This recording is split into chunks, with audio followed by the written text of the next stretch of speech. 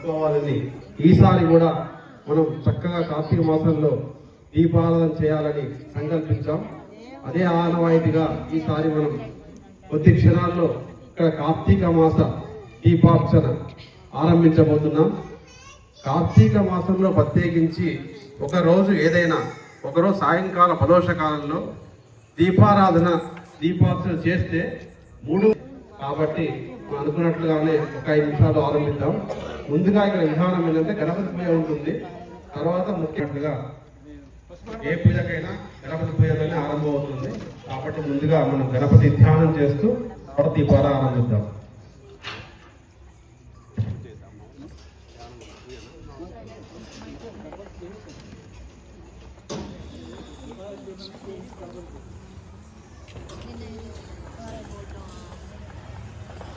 शैलेगा दिमोली मातृदेवो भव पितृदेवो भव आचार्य